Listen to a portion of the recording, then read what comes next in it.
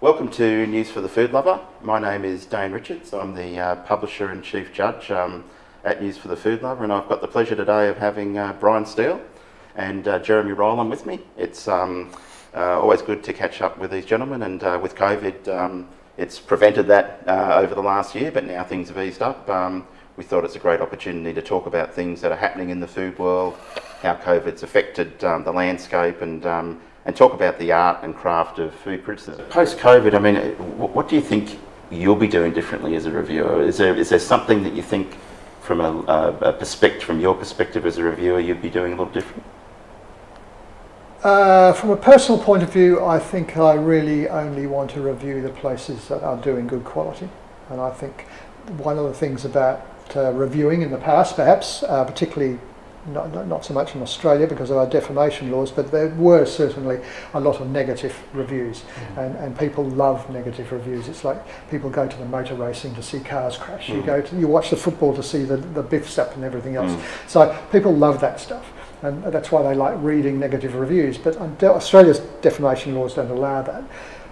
But I think even overseas where they do allow it, there's a trend now towards being much more positive. Yeah. To do that, what happens is that you simply don't review or you don't write up the ones that don't match. Yeah. So what we will see in reviewing is much more of a focus on the high quality. And so basically anything that's in one of the professional review guides is going to be worth going to. Just depends on the style you want to go to. As Brian said earlier too, the industry's so precariously balanced that an excessively negative review could tip that business over. And whilst we're not sort of obviating our responsibility, I think it's contingent that we say to diners, if you go to this particular restaurant that we review, you should have a good experience there. So, I mean, I actually hate writing bad reviews. I don't take any joy in that process. I find those the most difficult reviews to write, to be honest. But I always try to look at it from a constructive point of view about, okay, so this element wasn't right.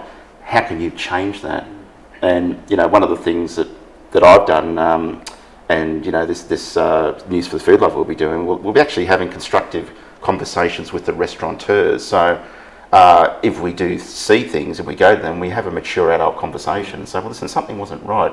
What's the context of that, or how could that be improved? And even listening to their context, there could be something they were doing that we didn't perceive, which then puts the context around a particular dish might be done.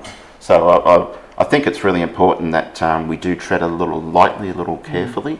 But Brian, yourself in this. Well, I mean, if I just take the baton off Jeremy and what he was just talking about, because he touched on something that I discovered again looking into this over a period of time, which was that after a bunch of years long analysis into restaurants and media and reviews and social media and all that sort of stuff, trying to find out where the power lies.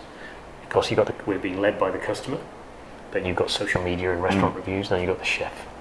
Well, a magazine like Gourmet Traveller, or like Qantas, or a food guide like Sydney Morning Herald or The Age or Gomeo, they are nowhere near the most powerful medium out there for stimulating return customer by a significant margin.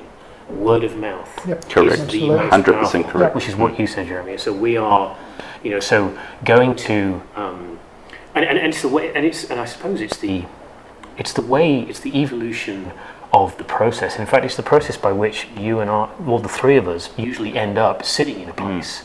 You end up sitting in a place because word of mouth has sent you there. Yep. Which means, generally speaking, you've gone there for a reason. Word of mouth has said this place is good, and then it's our responsibility to make sure that we understand, that we have the education, the understanding, and and the palate and the respect to then review that place against a balance and as objectively as possible in what is intrinsically a subjective medium. Everybody's taste is different. And that's why I think you also find that customers tend to follow a reviewer. Absolutely. Once they got used to that reviewer, and they find that he or she has similar taste to them. Absolutely. Because otherwise, I mean, as you say, word of mouth, we tend to ask our friends too, where they know who we are, they know what we like, what we don't like, so they're going to recommend places that fit into our mould, and that's why word of mouth is so important. Exactly. The difficulty with some of these is the unprofessional reviewers, Yeah. by not necessarily unprofessional, but the amateur reviewers, if you like. Particularly some of the in the past, some of the bloggers who expect to get free meals, and they tend to be a little bit biased, but they're sitting in the middle there between the professional reviewers and then the customer reviews like TripAdvisor, etc. Yeah. But you've got this group in the middle who people tend to think have some knowledge. Some do. Yep. Absolutely. Some are very good.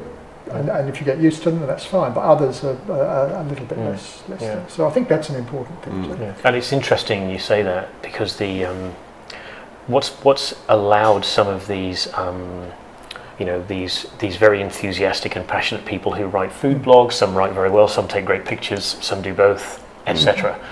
But what's interesting in terms of the human factors or the psychology behind this is that it taps into the more powerful part of word of mouth than it does the respect of a magazine behind a reviewer. Yeah. So, because of course, if you take the halcyon days when the late A.A. Gill was reviewing in London, or let's say Jay Rayner, or whomever else, and you're reading their review, you can't then email them and comment on anything. Yeah? So of course, if I'm wondering where I'm going to eat tonight, and I happen to be reading a magazine, and then I happen to get on a phone call with either of you two, and then I say, I'm thinking about somewhere tonight, where should I eat? And you give me a recommendation, then that magazine gets thrown into the corner, because obviously we have a relationship, and so I'm going to take that. Well, where the blogger sits as a position of advantage is that they will write a review. They might have thousands, tens of thousands of followers. You have the ability to comment on that review, and then they might respond to you. Well, then suddenly you have a relationship. And of course, because they've commented on you, if they're quite a famous blogger, then you get what's called basking in reflected glory. It's like if you meet someone famous and then you're speaking to someone else and you say, hey, I met someone I met that person. The reaction is like, oh, wow, that's incredible. You're basking in reflected glory. And that's an element of not social engineering, but human psychology, which means that the customer then reads the review from the blogger that they have interacted with with a relationship, and they're reading the review of from the Gourmet Guide, from the review that's not even named or whatever it was, and they look at the review of the same restaurant or two different restaurants. There's a chance they might go with the blogger's recommendation because they have the relationship with them. So it's fascinating how we allocate our loyalties in terms of that. And that raises another issue, which is also about the word of mouth, but is about the cash for comment, if you like. Oh yes. And the fact that the top end, the Michelin's, the Good Food Guide, etc., are paying for their money. They're going in anonymously. The restaurant may not even know they've been there. Yeah. And then you've got TripAdvisor, where people have paid for everything, and that's maybe affected it. Then in the middle, you've got a lot of the bloggers, some of whom do not, but others who expect free meals or whatever else. The newspaper ones are funded by the newspapers. Absolutely. Yeah. Now, as I said earlier, restaurant reviews don't get paid very much because there isn't a lot of cash flow in the business, and that has to be looked at, I guess, in the long term. If we're going to potentially continue doing professional reviews, the payment system, just as it is with social media and everything else, is a challenge. Yes. But cash for comment is a little bit, if people know that the person has been paid to write this review, they're going to take less credibility. It's just not credible. It's absolutely not credible because